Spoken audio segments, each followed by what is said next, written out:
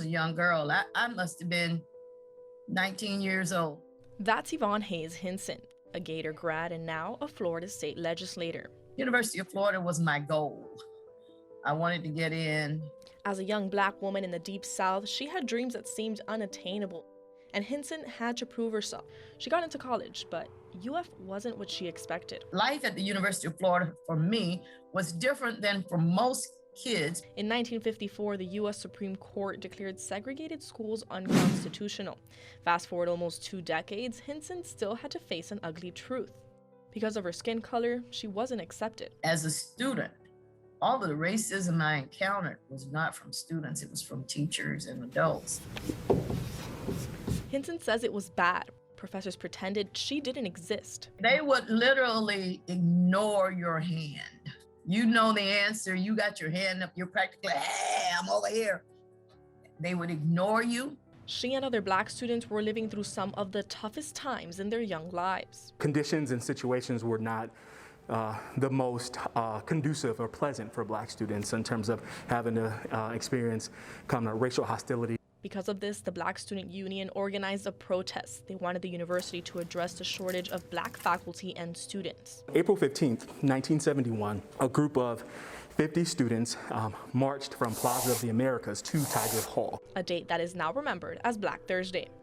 With a list of demands in hand, they walked up these steps. They wanted change and they wanted it now. Increased recruitment and admittance of Black students at the University of Florida. Bring attention to the need for more Black professors. The curriculum would include some African American curriculum. UF students marched into President Stephen C. O'Connell's office. I heard a rumor that a large group of Black students had taken over the president's office and practically hijacked it. He refused to meet with them and threatened to suspend them if they didn't leave. So they left, later re-entering a second and third time, louder and more insistent. You know that great staircase that comes down? They were lining the stairs. They had megaphones. They had it going on. About 60 students were suspended or arrested that day. Simeon says the momentum continued to build up.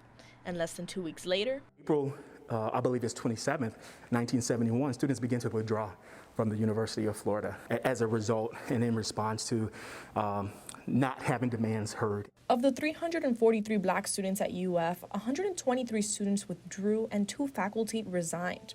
But eventually, change began to take place. The Institute of Black Culture was officially dedicated on February 11th in 1972. Simeon says to this day, students continue to draw strength from Black Thursday, a day focused on achieving racial equity. Right to be Black on campus.